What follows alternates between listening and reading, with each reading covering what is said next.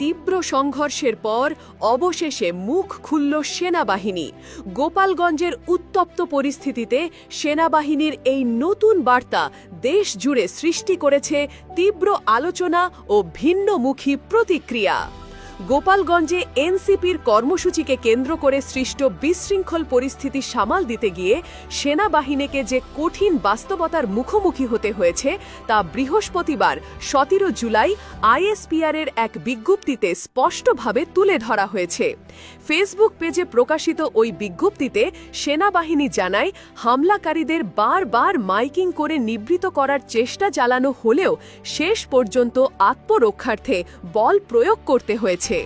ঘটনার বিবরণে বলা হয়েছে, 16 জুলাই গোপালগঞ্জ সদর উপজেলায় একটি রাজনৈতিক দলের জুলাই পদযাত্রা কর্মসূচিকে কেন্দ্র করে সন্ত্রাসী হামলার ঘটনা ঘটে। উশৃঙ্খল জনতা পুলিশের গাড়ি, সরকারি স্থাপনা ও যানবাহনে ভাঙচুর চালায় এবং শিখা ধরিয়ে দেয়। হামলায় কয়েকজন পুলিশ সদস্য ও সাংবাদিক আহত হন।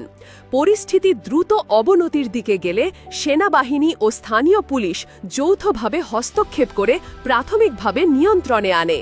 কিন্তু বিশৃঙ্খলাকারীরা থেমে থাকেনি। আইএসপিআর জানায়, সমাবেশস্থলের মঞ্চে ফের হামলা চালানো হয় এবং পাশাপাশি জেলা কারাগারে হামলা করে ব্যাপক ভাঙচুর চালানো হয়।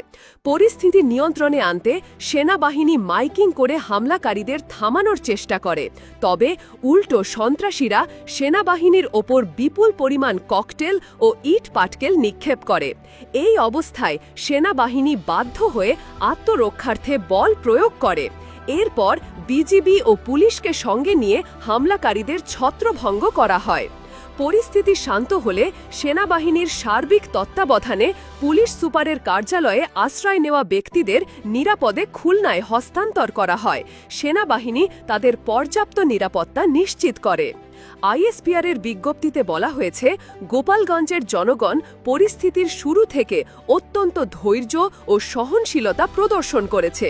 তারা সেনাবাহিনীকে সহযোগিতা করেছেন এবং কোনো ধরনের গুজব বা অপপ্রচারে কান দেননি। এজন্য আমরা গোপালগঞ্জের জনগণকে ধন্যবাদ জানাই।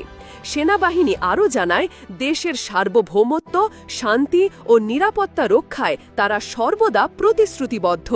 বিজ্ঞপ্তিতে সর্বসাধারণকে গুজব ও অপপ্রচার এড়িয়ে আইনশৃঙ্খলা বাহিনীকে সহযোগিতা করারও আহ্বান জানানো হয়েছে।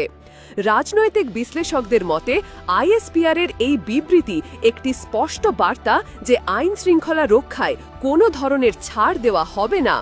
অন্যদিকে কিছু মানবাধিকার সংগঠন বলছে, পরিস্থিতি